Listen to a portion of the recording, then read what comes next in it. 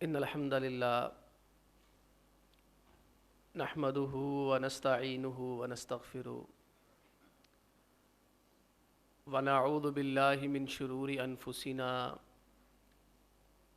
ومن سیئات اعمالنا من يهده اللہ فلا مضل له ومن يضلل فلا هادی له واشهد ان لا الہ الا اللہ واشهد ان محمدا عبده ورسوله اما بعد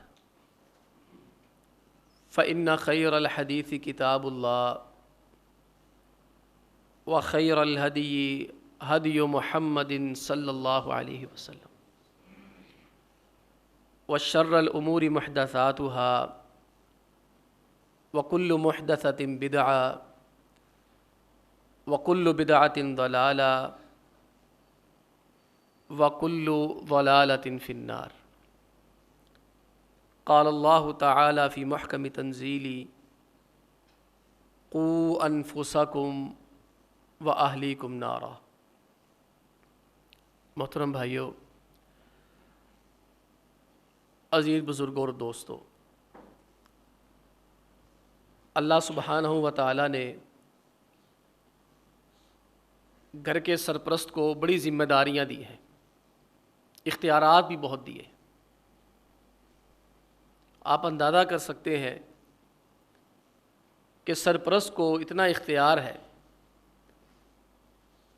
کہ بچوں کی تربیت کے لیے انہیں ڈانٹ بھی سکتا ہے، اور اگر ڈانٹ ڈپٹ سے کام نہ چلے تو بچوں کی اصلاح کے لیے، ادب سکھانے کے لیے ہلکی پھلکی پٹائی بھی کر سکتا ہے۔ اور بچیوں کے معاملے میں سرپرست کو اتنی ذمہ داری، اتنا مقام دیا گیا ہے کہ آپ علیہ السلام فرماتے لا نکاح الا بولی، کہ ولی کی اجازت کے بغیر نکاح ہوتا ہی نہیں ہے۔ اور ایک روایت میں آپ نے فرمایا من نکح بغیر اذن ولیہا فنکاحھا باطل فنکاحھا باطل فنکاحھا باطل۔ آپ علیہ السلام نے 3 بار یہ جملہ ارشاد فرمایا، میں جو عورت بھی اپنے سرپرست کی مرضی کے بغیر نکاح کرے گی اس کا نکاح حرام ہے، باطل ہے۔ وہ نکاح نہیں بلکہ بدکاری تصور ہونی ہے۔ اس طرح اور بھی بے شمار مقامات ہیں جہاں فیصلے کرنے کا اختیار، حتمی اختیار اللہ رب العالمین نے سرپرست کو دیا ہے۔ جہاں اللہ رب العالمین نے اختیارات دے دیے وہاں اللہ سبحانہ و تعالی نے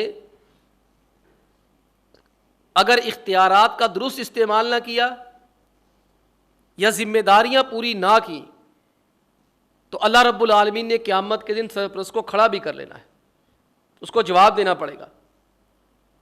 یہ نہ ہوگا کہ وہ اتنا کہہ کے بری ذمہ ہو جائے کہ میری اولاد خراب نکل آئی، میرا ذمہ نہیں ہے، جیسا کہ عام طور پر معاشرے میں سنا جاتا ہے کہ لوگ کہتے ہیں ہمارا کیا قصور ہے، اگر ہماری اولاد بری نکل آئی تو نوح علیہ السلام کی اولاد بھی تو بری تھی۔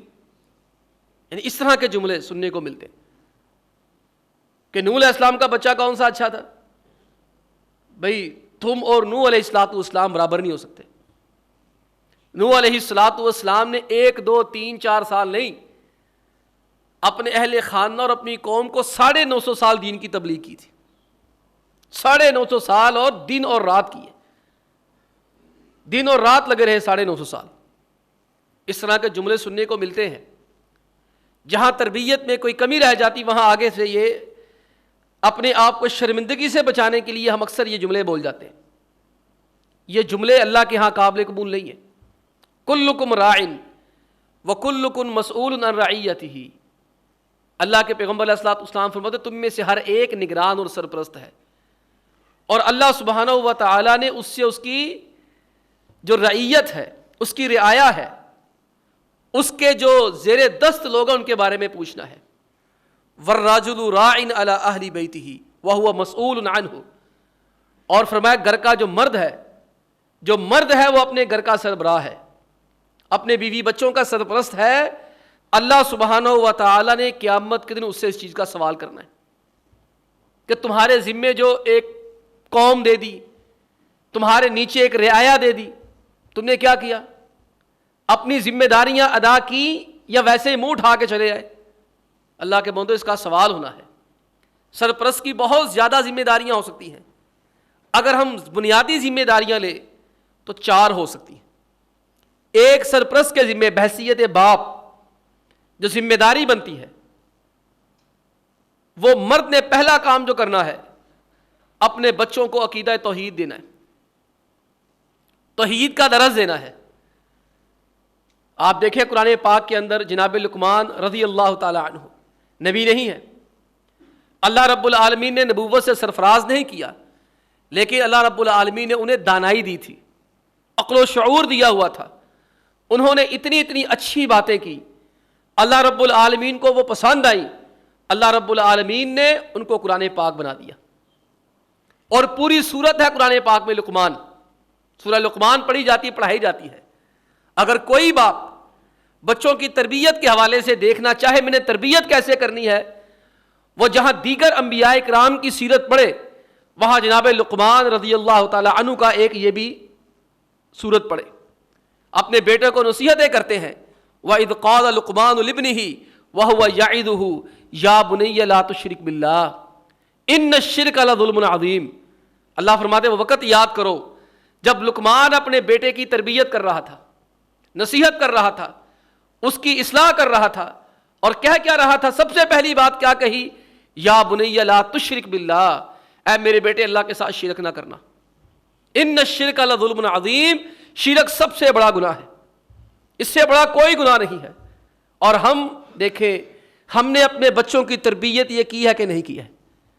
اچھے بھلے اہل توحید ہیں، اہل توحید کے گھروں میں پیدا ہوئے ہیں، لیکن جو ان کے گھروں میں حلوے مانڈے آتے ہیں، کھانے کھابے کھاجے آتے ہیں، جو 23ویں کی 32ویں کی 30ویں کا 40ویں کا پروگرام ہوتا ہے، سارے وہاں جا کے بچوں سے شرکت کرتے ہیں. اپنے بچوں کو شروع سے ہی شرک کے اوپر لگا رہے. اپنے گھروں کے اندر کھانا آ رہا ہے، کسی نے جمعرات بیچ دی، کسی نے شبرات بیچ دی، کسی نے بدعت کا بیچ دیا، کسی نے کسی بزرگ کے نام کی نظر و نیاز بیچ دی، بجائے منع کر کے کہا کہ جی بچے کھا لیں گے، ہم تو نہیں کھاتے.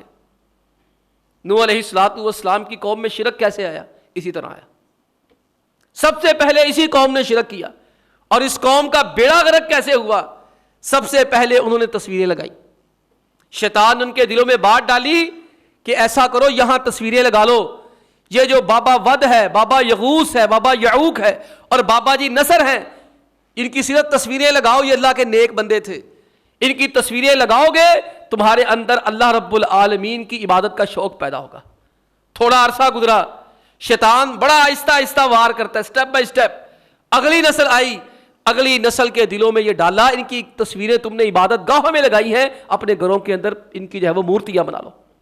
جب مورتیاں بن گئی، تھوڑا وقت گزرا، اگلی نسل آئی، شیطان نے ان کے دلوں میں یہ بات ڈالی تمہارے ابے، تمہارے بابے، تمہارے دادے، تمہارے پردادے ان کو سجدہ بھی کیا کرتے تھے. اسی طرح پھر عقیدہ توحید خراب ہو جاتا ہے.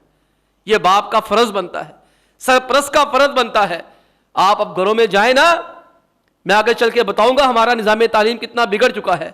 اپنے بچوں سے جا کے پوچھے، پرائمری کے بچوں سے اللہ کہاں ہے، ان کو پتہ نہیں کہ اللہ کہاں. یہ توحید کا بنیادی سبق اور درس ہے، اللہ کہاں ہے، کہاں ہے اللہ. کم بچے آپ کو جواب دیں گے، اس لیے کہ ہمارے بچوں کے نصاب تعلیم میں یہ ڈال دیا گیا اللہ ہر جگہ پر ہے. اللہ ہر جگہ نہیں ہے، اللہ صرف آسمانوں میں ہے، علم کے اعتبار سے ہر جگہ ہے. لیکن یہ کیا ہو رہا ہے؟ جب بچے کی توحید پہ تربیت نہیں ہو رہی، بچے کو سمجھایا نہیں جا رہا، بچے کا عقیدہ آہستہ آہستہ خراب ہو رہا ہے. اللہ کے حبیب علیہ الصلوۃ والسلام جناب عبداللہ بن عباس رضی اللہ تعالی عنہما کے ساتھ جا رہے، بچے 12-13 سال کے ہوں گے، اور سوار ہے ایک سواری پہ. آپ علیہ الصلوۃ والسلام نے کہا یا غلام انی اعلمک کلمات، اے میرے پیارے بیٹے میں تجھے کچھ باتیں سکھا دیتا ہوں. آپ علیہ الصلوۃ والسلام نے اس پوری روایت کے اندر اس بچے کو عقیدہ توحید سمجھا دیا. احفظ اللہ یحفظک، اللہ کی حفاظت کرنا. اور میں آپ اللہ کی حفاظت کیا کر سکتے ہیں؟ مراد یہ ہے کہ اللہ کے حکموں کی حفاظت کرنا. تم اللہ کے احکامات کی حفاظت کرو گے, اللہ کے احکامات کی پابندی کرو گے, بدلے میں اللہ تمہاری حفاظت کرے گا. تم دین کے اوپر رہو گے, تمہارا کوئی کچھ نہیں بگاڑ سکے گا. احفظ اللہ تجدہ تجاہک, اللہ کی حفاظت کرنا, اللہ کے احکامات ماننا, اللہ ہر جگہ تیری مدد کے لیے قائم کھڑا ہوگا, ہر جگہ تیری مدد کرے گا. اور فرمایا وَإِذَا سَأَلْتَ فَاسْأَلِ اللَّهِ, پیارے بیٹے جب بھی مانگنا اللہ سے مانگنا ہے, کسی ولی سے نہیں, کسی درویش اور فقیر سے نہیں مانگنا. وَإِذَا سَأَلْتَ فَاسْأَلِ اللَّهِ, جب بھی مانگنا ہے اللہ سے مانگنا ہے. وَإِذَا اسْتَعَنْتَ فَاسْتَعِنْ بِاللَّهِ, اور جب بھی مدد مانگنی ہے اللہ سے مانگنی ہے. وَاعْلَمْ, مزید توحید دی, اس بات کا پختہ یقین رکھ لو, أَنَّ الْأُمَّةَ لَوِ اجْتَمَعَتْ أَن يَضُرُّوكَ بِشَيْءٍ لَن يَضُرُّوكَ بِشَيْءٍ. میرے بیٹے اگر پوری دنیا جمع ہو جائے کہ تمہیں کوئی نقصان دینا ہے, اللہ کے حکم کے بغیر تجھے نقصان نہیں دے سکتے. اور آگے چل کے فرمایا میرے بیٹے یہ بھی یاد کر لے, اگر پوری دنیا جمع ہو جائے تجھے فائدہ دینا ہے, اللہ نے تیرے مقدر میں فائدہ نہیں لکھا, تجھے فائدہ نہیں دے سکتے. یہ عقیدہ توحید ہے. ابراہیم علیہ الصلوۃ والسلام کی سیرت پڑھیں. جناب ابراہیم علیہ الصلوۃ والسلام دعائیں کرتے ہیں, وَجْنُبْنِي وَبَنِيَّ أَن نَّعْبُدَ الْأَصْنَامَ. ہم کہتے ہیں ساڈا مسلک اہل حدیث, ساڈی اللہ نال پریت, ہمارے بچے نہیں گمراہ ہوں گے. اور تم ابراہیم علیہ الصلوۃ والسلام سے زیادہ موحد ہو گئے ہو, جنہوں نے اپنے ہاتھوں سے بت توڑے تھے, بت شکن تھے, اور ان کے اسی جرم کو بنیاد بنا کر, اسی جرت کو بنیاد بنا کر ان کو آگ میں ڈالنے کی کوشش کی گئی, جلانے کی کوشش کی گئی. لیکن نتیجہ کیا ہے؟ یہ بتوں کو توڑنے والا, لوگوں کو وحدانیت اور توحید کا درس دینے والا اللہ سے التجائیں کرتا ہے, وَجْنُبْنِي وَبَنِيَّ أَن نَّعْبُدَ الْأَصْنَامَ, یا اللہ میرے اور میرے بچوں کو بتوں کی عبادت سے بچانا. جناب حسن بصری رحمہ اللہ نے جب یہ آیت پڑھی فرمانے لگے اگر ابراہیم علیہ الصلوۃ والسلام شرک سے ڈرتے ہیں تو ہمیں زیادہ ڈرنا چاہیے. جب اتنا بڑا موحد آدمی ڈرتا ہے کہیں میں اور میری اولاد شرک نہ کر بیٹھے, تو ابراہیم علیہ الصلوۃ والسلام سے زیادہ ہمیں ڈرنا چاہیے. فوت ہونے لگے, فوت ہونے کا وقت قریب آیا, اپنے بچوں کو بلا لیا, بیٹا میرے بعد کس کی عبادت کرو گے؟ بیٹو مجھے بتاؤ, میں تمہارا باپ ابراہیم و اسماعیل, تم مجھے بتاؤ, یعقوب تم مجھے بتاؤ, میرے بعد کس کی عبادت کرو گے؟ کہا ابا جی آپ کے بعد اللہ کی عبادت کریں گے. یعقوب علیہ الصلوۃ والسلام کی موت کا وقت قریب آیا. یعقوب الموت اذ قال لبنیہ ما تعبدون من بعدی, اپنے 12 بیٹوں کو بلایا جس میں وقت کا ایک نبی بھی ہے, اور پوچھا بیٹا بتاؤ میرے بعد کس کی عبادت کرو گے؟ بھائیو پہلا کام ہمارا یہ ہے, سرپرست کی ذمہ داری یہ ہے بچوں کو عقیدہ توحید دے, عقیدہ توحید پختہ کرو. اور دوسرا کام کرنے والا ہے بچوں کو نمازی بنانا ہے. پھر وہی عرض کروں گا, جناب لقمان علیہ الصلوۃ والسلام کی نصیحتیں پڑھے, اس میں ایک اور چیز کہتے ہیں, یا بنی اقم الصلاۃ, میرے بیٹے نماز کبھی نہ چھوڑنا, میرے بیٹے نماز کی پابندی کرنا ہمیشہ. یعنی کہ پہلے بیٹے کو وصیت نصیحت کی ہے کہ توحید کے اوپر رہنا ہے, شرک نہیں کرنا, اور دوسری نصیحت کر رہے ہیں کہ میرے بیٹے نمازی بن کے رہنا ہے. آج ہم غور کریں, ہم نے اپنے بچوں کو نمازی بنانے کے لیے کتنی محنتیں کی ہیں, مجھ سمیت غور کر لیں. بس اتنا کہہ دیں کہ سانو کی نہ پڑھن ساڈا کی اپنی قبر سے جانا ہے, اور اللہ کے بندو نہیں بچت ہونی, نہیں بخشش ہونی, تمہیں کرنا پڑے گا. تمہیں صرف ٹھا تھپڑ مارنے کے لیے نہیں اللہ نے ذمہ داریاں دے دی, اللہ نے اس سے پوچھنا ہے کہ تمہارے بچے نمازی کیوں نہیں بنے. اللہ کے بندو بچوں کو نمازی بنانا ہے تو شریعت نے جو اصول دیا اس کے مطابق عمل کرو. فرمایا بچہ 7 سال کا ہو جائے اسے نماز پڑھنے کا کہو, حکم دو. شریعت کے اندر اور کوئی مسئلہ ایسا نہیں ہے جہاں کہا گیا ہو کہ بچوں کو اس عمر کے اندر نماز پڑھنے کا کہو اور یہ کام کرنے کا کہو. نماز کا کہا گیا اس لیے اس کی اہمیت بہت زیادہ ہے. 3 سال تک اس کو کہتے رہنا, روز کہنا ہے, 1 دفعہ نہیں, 2 دفعہ نہیں, 5 دفعہ کہنا ہے. مجھے یاد آیا محمودہ بیگم رحمت اللہ علیہ, مودودی صاحب رحمت اللہ علیہ کی بیگم زوجہ محترمہ, میں کس مزاج کی عورت تھی اور کیا مومنہ عورت تھی, میں اس تفصیل میں جانا نہیں چاہتا. شادی سے پہلے بے نماز تھی, بڑے بڑے نوابوں کے رشتے آئے, مودودی صاحب فقیر آدمی, کسی نے کہا یہ مولوی ہے, انہیں نواب کی بیٹی تھی دے دی, بے نمازی بے دین. مودودی صاحب رحمت اللہ علیہ 9 سال تک جب نماز پڑھنے جاتے محمودہ بیگم نماز پڑھ لو. 9 سال تک 1 2 3 4 نہیں, ہمارے گھروں میں آ کر تو دیندار بے دین ہو جاتی ہیں, با پردہ بے پردہ ہو جاتی ہیں, نمازی بچیاں بے نمازی ہو جاتی ہیں, اور ماں باپ بڑے ڈھیلا کر کے کہتے ہیں سانو کی خدا جانے والا بندہ جانے. کوئی بچت نہیں ہونی, شادی کے بعد بھی تم سے سوال ہونا ہے. یہ محمودہ بیگم کو 9 سال تک کہا محمودہ بیگم نماز پڑھ لو, محمودہ بیگم نماز پڑھ لو, دن میں 5 بار کہا. 9 سال کے بعد محمودہ بیگم کو اللہ نے توفیق دی, وہ اللہ کی بندی صرف نمازی نہیں تہجد گزار بن گئی, تہجد گزار بن گئی. اور بچوں کی ایسی تربیت کی کہ مودودی صاحب رحمہ اللہ کو پھانسی کا آرڈر ہوا. اخباروں میں آیا ہوا ہے کہ مودودی صاحب کو پھانسی کا آرڈر ہو گیا ایوب خان کے دور میں غالباً. اس نے بچوں کو سکول تیار کرایا, پورے ملک میں ہنگامے ہیں. اس نے کہا بچوں سکول سے چھٹی کوئی نہیں کرنی, باپ جاتا ہے پھانسی تو جائے, تعلیم بھی تمہاری جانی چاہیے. یہ دیندار عورت. اور ہمارے بچے پہلا کام حضرات یہ کرے 3 سال تک 5 مرتبہ روزانہ بیٹا نماز پڑھو, نہیں پڑھتا نہ پڑھے. یہاں تم نے کچھ نہیں مارنا پیٹنا, اس کو 5 دفعہ کہنا بیٹا نماز پڑھو, بیٹا نماز پڑھو, لالچے دو. اور فرمایا جب 10 سال کا ہو جائے اگر نماز نہ پڑھے تو اس کی پٹائی کرنی ہے, لیکن پٹائی سے مراد اس کی ہڈیاں نہیں توڑنی, اس کی ٹانگیں نہیں توڑنی, اس کو جو ہے وہ مجروح اور زخمی نہیں کرنا. جیسے ادب سکھاتے ہیں ہلکی پھلکا تھپڑ لگا دیتے ہیں, ہلکا پھلکا کان کھینچ دیتے ہیں, بس اتنا ہی کرنا ہے. اس سے مراد نہیں کہ ٹھا ٹھا ٹھا سوٹا شروع کر دینا ہے. بچہ ضد میں آ کے بالکل نماز نفرت کرنا شروع کر دیتا ہے.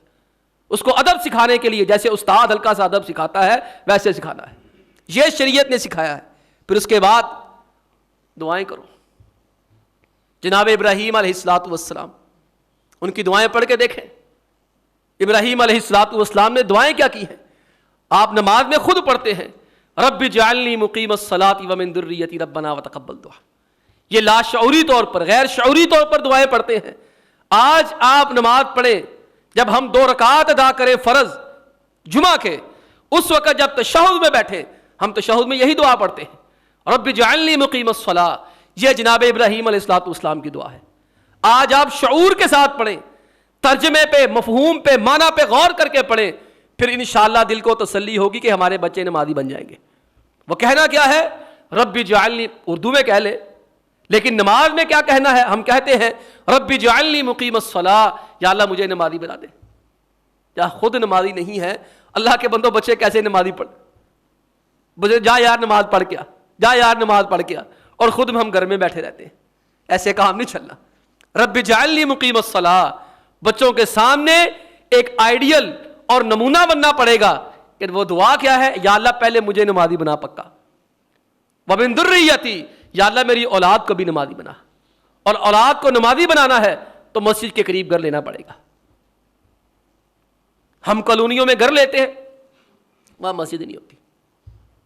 مسجد ہوتی ہے تو کچھ ایسے حضرات ہوتے ہیں اگر بچے وہاں چلے جائیں عقیدہ بگڑنے کا ڈر ہوتا ہے. وہاں آئے دن ایسی حرکتیں ہوتی ہیں.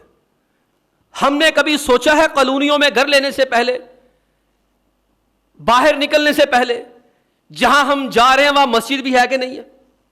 وہاں پہلے دیکھتے ہیں باؤنڈری ہے, پانی ہے, سوئی گیس ہے, بجلی ہے, سواری آتی جاتی ہے, اس کی مارکیٹ ویلیو اچھی ہے, ریٹ اس کا بڑھ جائے گا, اگر میں بیچوں تو منافع ہو جائے گا, یہ دیکھتے ہیں. لیکن شاید ہی کوئی اللہ کا بندہ ہو جو یہ سوچے کہ کہیں وہاں جا کر میرے بچے بے نمازی نہ ہو جائیں. ہم نے دیکھا لوگ گھومے, ایسا واقعہ تو اللہ تعالیٰ معاف فرمائے ہو گیا ہے. مسجد کے قریب گھر ہوتا ہے, تھوڑا سا پیسہ آتا ہے اللہ کا گھر ہی چھوڑ دیتے. تھوڑا سا پیسہ آتا ہے کہتے یہ تو محلہ رہنے کے قابل نہیں ہے, یہاں تو جاہل رہتے ہیں. سبحان اللہ, کمال ہو گیا. جہاں تم ساری زندگی رہتے رہے, جہاں سے تمہاری نمود و نشو نما ہوئی, جہاں تمہاری پرورش ہوئی, جہاں سے تم نے بولنا چالنا کھیلنا اٹھنا بیٹھنا کھانا پینا کمانا سیکھا, اب وہ لوگ تمہارے لیے جاہل ہو گئے. جاہل وہ نہیں ہوئے, جاہل تم ہو گئے. تم سے دین جا رہا ہے نالائق آدمی. تمہیں چاہیے تھا کہ مسجد کے سامنے گھر رکھتے, تمہیں اللہ نے پیسہ دیا تھا مسجد کے سامنے گھر رکھتے, بڑا کر کے رکھتے. تم نے اپنے آپ کو مسجد سے کوسوں دور کر لیا, کوسوں دور کر لیا. ابراہیم علیہ الصلوۃ والسلام کے کتنے بیٹے ہیں؟ 2 بیٹے. اب دعا بھی کرنی ہے. اب اپنے بچوں کو اپنے دودھ پیتے بچے کو مکہ میں جا کے چھوڑ دیا اکیلا ہی. دودھ پیتا بچہ ہے اور بیوی ہے. بیوی نے پوچھا کیوں چھوڑ کے جا رہے ہیں, خیر ہے, کوئی ناراضی ہو گئی ہے؟ کہا نہیں, اللہ کا حکم آیا ہے. اس بیوی پر اللہ کی کروڑوں رحمتیں نازل ہو. اما ہاجرہ علیہ السلام فرمایا کہ اذا لن یضيعن اللہ ابدا, اگر اللہ کے حکم سے چھوڑ کر گئے ہیں اللہ ہمیں پھر خراب اور ضائع نہیں کرے گا. ابراہیم علیہ السلام نے چھوڑ دیا اللہ کے حکم سے اور پیچھے مڑ کے نہیں دیکھا, کہیں میرے دل میں باپ کی محبت نہ جاگ جائے. جب بالکل پرے چلے گئے, روایات میں آتا ہے جب ٹیلے کے قریب چلے گئے, نظر نہ آنا شروع ہوئے, دعا کے لیے ہاتھ اٹھا دیے, ربنا انی اسکنت من ذریتی بواد غیر ذی زرع عند بیتک المحرم ربنا لیقیموا الصلاۃ فاجعل افئدۃ من الناس تہوی الیہم. یا اللہ میں ابراہیم ہوں, میں نے اپنے دودھ پیتے بچے کو یہاں چھوڑ دیا, اپنی بیوی کو یہاں چھوڑ دیا ہے, کوئی آسرا نہیں ہے ان کا, یہ دو جی ہیں بس, صحرائی زمین ہے, نہ پینے کو پانی ہے نہ کاشت کرنے کے لیے کوئی کھیتی باڑی ہے. بواد غیر ذی زرع, آج بھی مکہ کے اندر کاشت نہیں ہوتی, کچھ نہیں ہوتا وہاں پہ, وہاں گرمی بے تحاشا ہے. اور کہا یا اللہ میں نے اپنی اولاد یہاں ٹھہرا دی ہے, اس لیے عند بیتک المحرم, یا اللہ تیری مسجد یہاں پر ہے, تیرا حرمت والا گھر یہاں پر ہے. ربنا لیقیموا الصلاۃ, یا اللہ اس لیے ٹھہرا رہا ہوں جہاں پانی نہیں, سوئی گیس نہیں, بجلی نہیں, کچھ بھی نہیں, لیکن میرا بچہ نمازی بن جائے گا. ربنا لیقیموا الصلاۃ, دعائیں فرمائی, فاجعل افئدۃ من الناس تہوی الیہم. دیکھو باپ کی دعا میں کتنا اثر ہوتا ہے. آج سب کا مکہ جانے کو دل کرتا کہ نہیں کرتا, بلکہ میں تو کہا کرتا ہوں جو نہیں گئے ان کا کم کرتا ہے, جو ہو کے آگے ہیں ان کا زیادہ کرتا ہے. فاجعل افئدۃ من الناس تہوی الیہم, یا اللہ اس بستی کی جانب لوگوں کے دل پھیر دے. اب دیکھو باپ ایک ایسی زمین پہ بچے کو چھوڑا جہاں کچھ بھی نہیں ہے, کیا کیا رہا ہے, ربنا لیقیموا الصلاۃ, یا اللہ بس میرا بچہ نمازی بن جائے. 2 مسجدیں بنائی, 2 بیٹے 2 مسجدیں بنائی, ایک بچے کے ساتھ مل کے بیت اللہ بنایا. کیوں؟ بچہ نمازی بن جائے. بچے کے لیے دعائیں بھی کی نمازی بننے کے لیے, مسجد کے قریب گھر بھی لے کے دیا, اور اپنے ہاتھوں سے بچے کے ساتھ مل کے مسجد کی تعمیر کی. پھر بچہ نمازی بنتا ہے. پھر ایک بیٹا جناب اسماعیل ہیں, ان کے ساتھ ایسا کیا. دوسرے بیٹے جناب یعقوب ہیں, ان کو بیت المقدس بنا کے دیا. اب ہمارا ذہن کیا ہے, جتنے بچے اتنے گھر, جتنے بچے اتنی فیکٹریاں, جتنے بچے اتنی ملنے, اور جو ہے وہ پانی کیا کیا, کوئی حرج نہیں ہے, گاڑیاں دے, بینک بیلنس دے, جو مرضی دے, لیکن اللہ کے بندو یہ نمازی بناؤ. تم آج بچوں کو بینک بیلنس نہیں دے کے جاؤ گے, گاڑیاں نہیں دے کے جاؤ گے, ان کو فیکٹریاں ملے نہیں دے کے جاؤ گے, اللہ نے نہیں پوچھنا. لیکن اگر نمازی نہ بنا کر گے, اللہ نے قیامت کے دن لائن میں کھڑا کر لینا. یہ دوسری ذمہ داری ہے. اور تیسری ذمہ داری ہے کہ باپ بحیثیت سرپرست بچے کے لیے اچھے تعلیمی ادارے کا انتخاب کرے. دیکھیں تعلیم بڑا اثر رکھتی ہے. یہ اب اسکول کالج بنے نا, یونیورسٹیاں تو خیر بعد میں آئی, انگریزوں نے جب یہ بنوائے, علی گڑھ بنا, تو علماء نے مخالفت کی. انہوں نے کہا یہ تفریق ٹھیک نہیں ہے, کیونکہ اسلام کے اندر دینی دنیاوی علوم کی کبھی تفریق رہی نہیں تھی. یہ بھی باقاعدہ ایک مستقل موضوع ہے. میں پچھلے جمعے کے اندر یہ بیان کرنا چاہتا تھا, لیکن مجھے اتفاقاً مجبوری کی وجہ سے جامعہ سلفیہ جانا پڑ گیا, ورنہ موضوع ہمارا یہی تھا. عید کے بعد انشاءاللہ اسی موضوع پہ ہم پوری گفتگو کریں گے اللہ نے چاہا تو, کہ تعلیمی نظام ہمارا کیا ہے. یہ انگریز باقاعدہ لے کر آیا تو اکبر الہ آبادی نے ایک بڑا پیارا جملہ کہا تھا, شعر کہا تھا, شیخ مرحوم کا قول اب مجھے یاد آتا ہے, شیخ مرحوم کا قول اب مجھے یاد آتا ہے, دل بدل جائیں گے تعلیم بدل جانے سے. آپ دیکھیں ہمارا تعلیمی نظام کس طرف جا رہا ہے. ہمارا یکساں نصاب نہیں ہے, بڑی کوشش ہوئی, اور اگر یکساں نصاب ہے بھی وہ سرکاری اسکولوں کے لیے. ایجوکیٹر کا اپنا نصاب ہے, او لیول کا اپنا نصاب ہے, اے لیول کا اپنا نصاب ہے. یہ مینوفیکچرنگ جو فیکٹریاں ہیں یہ اس ملک کے لیے نہیں بنائی جا رہی, یہ ادارے باہر والوں نے اپنی خدمتوں کے لیے بنائے ہیں. یہاں تو ان کے لیے ہے ہی کچھ نہیں. جو اے لیول میں پڑھتا ہے، او لیول میں پڑھتا ہے، ایجوکیٹر میں پڑھتا ہے، ڈی پی ایس میں اس طرح کے اسکولوں میں پڑھتا ہے، بڑے بڑے ہائی فائی کالجوں میں نمل میں پڑھے گا، جو فاسٹ میں پڑھے گا، جو 6 لاکھ 10 لاکھ فیس دے کے پڑھے گا ایک سیمسٹر کی، اس کا مستقبل یہاں کچھ بھی نہیں ہے. مختصراً یوں سمجھیں، ان لوگوں نے مینوفیکچرنگ کمپنیاں بنائی ہیں. یہ فیکٹریاں ان کی، یہاں سے افراد تیار کرتے ہیں اپنے ملکوں میں سیٹل کرنے کے لیے. ہمارے ہاں جو بچہ قابل اور ذہین ہوتا ہے، جب وہ پڑھ جاتا ہے فوراً اٹھا کے ہماری کریم کو باہر لے جاتے ہیں. اگر تو تعلیم کے تربیت کے اندر دین ہو، ڈاکٹر عبدالقدیر خان واپس آ جاتا ہے. وہ مولوی تھا، بھوپال کا تھا، نمازی تھا، عالم دین تھا. اس کی تربیت ماں باپ نے دین کی بنیادوں پہ کی تھی. اس کو جب اسلام خطرے میں نظر آیا، مسلمان خطرے میں نظر آیا، $2 لاکھ کی تنخواہ چھوڑ کے واپس آ گیا. آج میرے قوم کا بچہ واپس نہیں آتا. یہ نظام تعلیم ہے. اس نے وطنیت چھین لی، اس نے اسلام چھین لیا. اور آپ غور کریں، ابھی موجودہ دور میں اہل یورپ اور مغرب والے ہمارے نظام تعلیم پہ کتنی سرمایہ کاری کر رہے ہیں، آپ حیران رہ جائیں گے. ہزاروں NGOs ہیں، اور اگر میں ہزاروں سے بھی مبالغہ کروں تو لاکھوں ہیں. کم از کم اس وقت پاکستان میں اس کے اسلامی تشخص کو مٹانے کے لیے 60 لاکھ لوگوں کو تنخواہ مل رہی ہے. اور یہ تنخواہیں باقاعدہ پادری دیتے ہیں، ان کو کلیسا میں جا کے لیتے ہیں. اس کے اندر ہر سیاسی جماعت کا MNA MPA شامل ہے، اس کی بیوی شامل ہے، اس کے بچے شامل ہیں. ہر وہ بچہ جو باہر پڑھنے کے لیے چلا جاتا ہے وہ اس میں شامل ہے. ہر ٹی وی اینکر اس کی اپنی اپنی NGO ہے. 1 لاکھ NGOs کا دعویٰ کیے تھے جب پچھلی گورنمنٹ میں وزیر داخلہ وہ ہوتا تھا چودھری نثار. اور اس وقت اس نے 12-13 سال پہلے کہا تھا اس ملک کے اندر 60 لاکھ لوگ NGOs کی مد میں تنخواہیں لے رہے ہیں. یہ جو ایک دوسرے پہ جھوٹے گھٹیا الزام لگاتے ہیں نا، بوریاں آتی ہیں ڈالروں کی، اس کے پاس آئی ہیں، اس کے پاس آئی ہیں، واقعی آتی ہیں. یہ ہر ایک کے پاس آتی ہیں. اور خصوصی طور پر جو ٹارگٹ کیا جا رہا ہے، نصاب تعلیم کو ٹارگٹ کیا جا رہا ہے. جس ملک کو تباہ کرنا ہے، اس کی قوم کو تباہ کرنا ہے، اس کو غلام بنانا ہے، اس کا نصاب تعلیم تبدیل کر دو. نصاب تعلیم بھی تبدیل کرو، نصاب تعلیم کی زبان بھی تبدیل کر دو. جاپان تباہ ہوا، ہیروشیما ناگاساکی، امریکہ کی ساری باتیں مان لی، لیکن ایک بات کے اوپر جاپانی اڑ گئے. انہوں نے کہا ہم سارا کچھ کرنے کو تیار ہیں، نصاب تعلیم اپنا نہیں دینا آپ کو.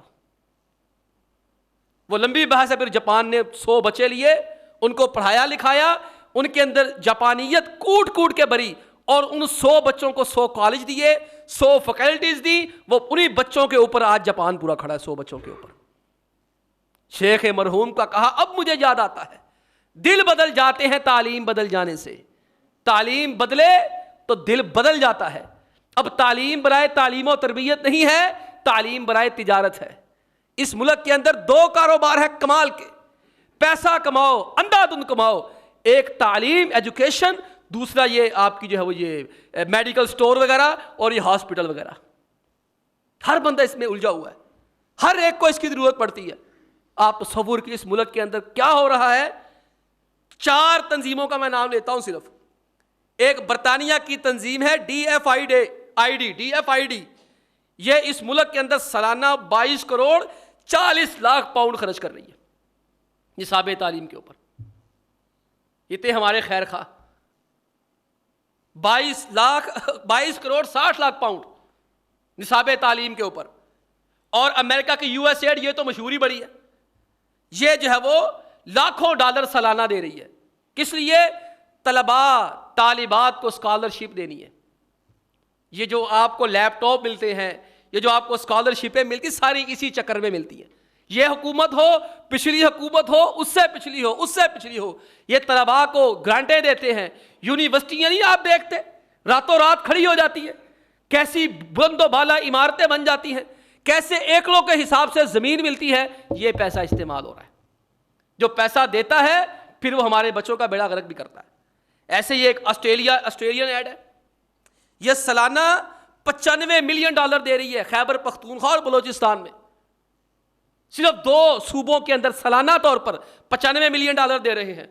اور ناروے کی ایک تنظیم ہے وہ قریباً $3 ملین سالانہ دیتی ہے. اس کا کام کیا ہے کہ جو ٹیچر حضرات ہیں ان کی ٹیچنگ تربیت کرنی ہے, ان کو ٹیچر بننے کے طریقے سکھانے ہیں. وہ طریقے کیا سکھانے ہیں؟ آپ دیکھتے ہیں کبھی قاسم علی شاہ لے کے بیٹھا ہوتا ہے مردوں عورتوں کو, کبھی کوئی لے کے بیٹھا ہوتا ہے مردوں عورتوں کو. ان کی جی ورکشاپیں ہو رہی ہیں, ان کی ٹائم مینجمنٹ کی ورکشاپیں ہو رہی ہیں, ویژن مینجمنٹ کی ہو رہی ہیں, سلیپنگ مینجمنٹ کی ہو رہی ہیں, پتہ نہیں کون کون سی ہو رہی ہیں. اور اللہ کے بندو آنکھ کھول کے دیکھو, ان پہ کروڑوں روپیہ لگتا ہے, ان کے پاس پیسے آتے کہاں سے؟ یہ پیسے آتے ہیں. خدا را اپنے بچوں کو کسی ادارے میں داخل کرانے سے پہلے یہ غور کر لیں یہاں آپ کے بچے کا دین سلامت ہے کہ نہیں ہے. اتنا بس غور کر لیں. یہ ہمیں چاروں طرف سے گھیرے ہوئے ہیں. وہ جو اقبال نے کہا تھا نا, خوش تو ہم بھی ہے نوجوانوں کی ترقی سے مگر لبے خنداں سے نکل جاتی ہے فریاد بھی ساتھ. ہم سمجھتے تھے کہ لائے گی فراغت تعلیم, کیا خبر تھی کہ چلا آئے گا الہاد بھی ساتھ. ہمارے قوم کے بچوں کو جس کی تربیت اچھی نہ ہو, پرائمری کے بعد غلط ہتھے چڑھ جاتا ہے, پھر وہ سیکولری ہوتا ہے, ملدی ہوتا ہے, فیمنزم کی طرف جاتا ہے. پھر اسی نوجوان کو استعمال کر کے میرا جسم میری مرضی, اسی چیز کے اوپر اس کو لے کے آتے ہیں. تو اس لیے حضرات باتیں تو اور بھی بہت تھی, لیکن یہ ہمارا وقت ہی ختم ہو گیا ہے. تو اللہ تعالیٰ ہمیں ان چیزوں کے اوپر عمل کرنے کی توفیق عطا فرمائے. وآخر دعوانا ان الحمد للہ رب العالمین.